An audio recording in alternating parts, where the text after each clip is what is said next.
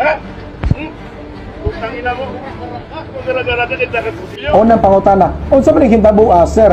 Aron pod niya mahibaw ang publiko ba kay ato nakit-an putol maguni nga video, wa makita ang kitibuk-an pagsugod ba? Nganong gidakop ba ni atong kalaki?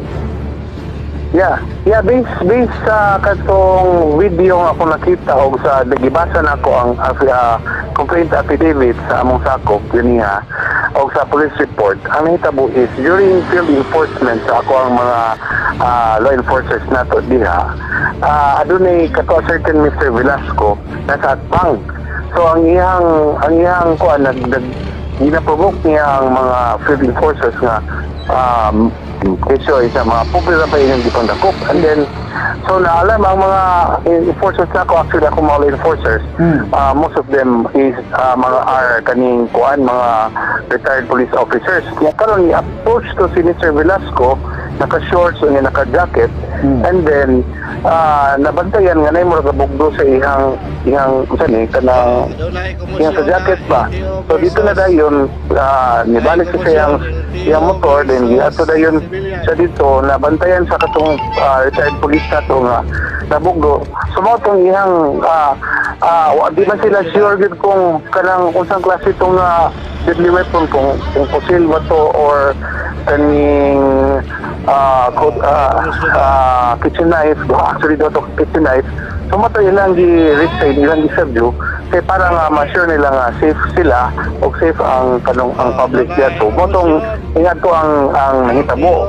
So nakita ninyo, duha kabuk ang kitchen knife ilang na-recover, color kung ito pink o red specifically. So splice na itong video. So kung imo tanaw ang video nga splice wag naog na overkill dito sa among mga personahe. Pero ang intention gid ato sir is kanang para ma-secure po ang among mga sakop, kay nakita nila nga murag nakainom ra ba ni what if nga nakadito siya kaning sa diba handgun nga dala dito, at least nga secure. So mo tong tabo. So sorry kayong kung mo lang ang impression sa mga tao among kuan lang isang security report sa among mga sakop. Actually wala man to siya di ba to siya gina-apprehend kay siya lang gid ang nag-approach. So siya ang nagprovoke kay bali. So mo nang pagkakita sa among mga tao, mga retired police officers, suspicious sila.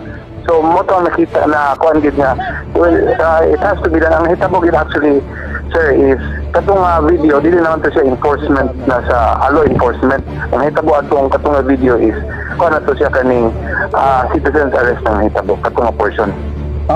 Kada na ang kuan kining pagdadaan niya kutsilyo, actually gamito niya isip mag-uuma padong mo ni siya siyang umahan.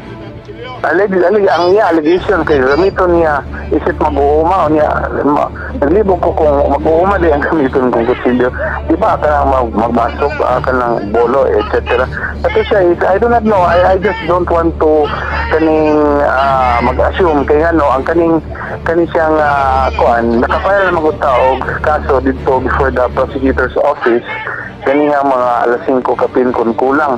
So bahala na si fiscal kung unsa niya pag kaning evaluator assess ang fast kung ipadayon ba niya file ang kaso, ang among gi-file nga kaso dito sa korte may file or iya dismiss sa fiscal level lang. Unsay kaso atong ibasaka batok sa maong mag-uuma?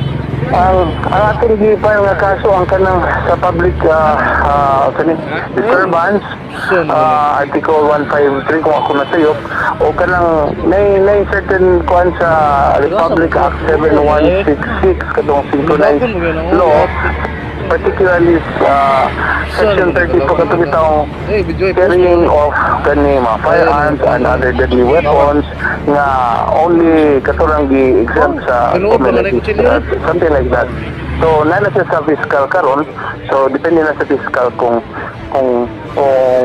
iya bang i-file or kung wala, it's beyond our control na naskamot ng bola na ni fiscal. Asa ko nun gitanggong ang maong timer? Ha? Hello? Asa man na priso? Asa na priso ang mga farmer? Ay, kuan, ang nahitabuan na is regular filing, so wala siya na priso, na release siya, so mag-preliminary investigation, magtubag-tubag pa na, so depende na ni kuan ni fiscal. Wala siya na nakagawa siya karon tungod kay regular filing atong gigamit. Wala na to siya inquest.